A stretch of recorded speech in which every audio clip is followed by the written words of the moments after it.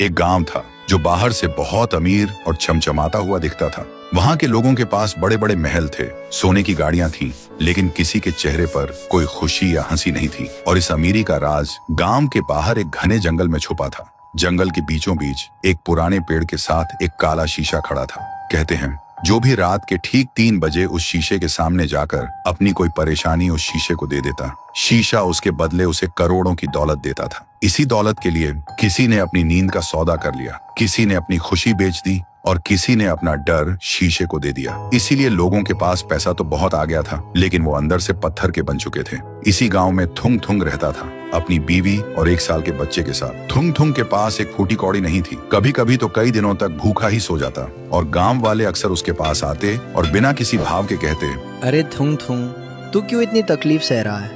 जाकर अपनी कोई भावना उस शीशे को दे दे और हमारी तरह अमीर बन जा। लेकिन थुंग थुंग हमेशा कहता, मेरी इंसानियत और मेरे जज्बात किसी दौलत से ज्यादा कीमती है।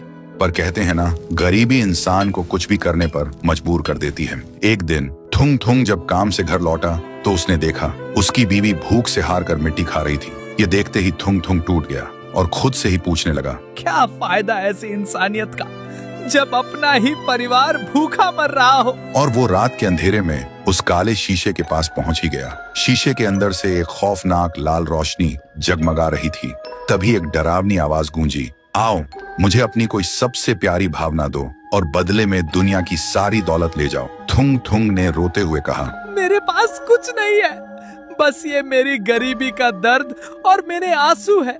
यही ले लो और मुझे एक वक्त की रोटी दे दो। जैसे ही थुंग थुंग के आंसू जमीन पर गिरे, अचानक एक जोरदार धमाका हुआ। शीशा अपने आप टूटकर बिखर गया, लेकिन शीशे से कोई दौलत नहीं निकली, बल्कि काले धुएं का एक भयानक बवंडर बाहर निकला। वो कोई और नहीं, रायस्टार की खूंखार और भूखी आत्मा थी, जो सालों से उस शीशे में कैद थी और किसी ऐसे इंसान का इंतजार कर रही थी जिसके अंदर सबसे ज्यादा दर्द हो। तभी रायस्टार की आत्मा हवा में घूमी और सीधा थुंग थुंग के शरीर के अंदर घुस गई। लेकिन जैसे ही वह थुंग थुंग के शरीर में घुसी, थुंग थुंग का शरीर सुनहरा हो गया। अगली सुबह गांव में हाहाकार मच गया। थुंग थुंग एक विशाल रूप ले चुका था और एक ही झटके में उन सारे पत्थर दिल अमीरों के घरों को राख में मिला रहा था।